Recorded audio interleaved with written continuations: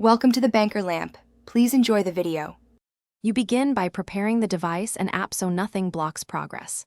First, plug in and power the TI unit, then connect via USB. Once connected, open the Tina TI application. You will accept any driver prompts and allow permissions. This ensures the host can see the device. After the app recognizes your unit, create a new session or project immediately.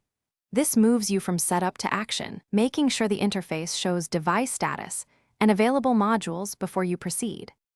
Once done with recognition, configure your project details so execution is predictable and repeatable. You select a template or start blank, then set core parameters such as sample rate and measurement units. This affects accuracy and performance.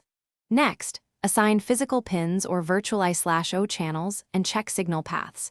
Make sure inputs and outputs aren't conflicted.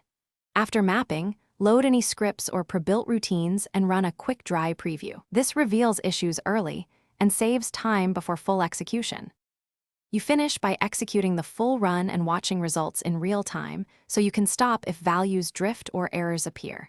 When the operation completes, save or export your data to CSV, JSON, or the native format for later analysis. Then document the configuration used.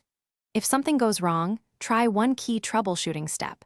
Reboot the device and app, then rerun with a minimal configuration to isolate the fault. If needed, reapply drivers and inspect connectors before repeating the full test.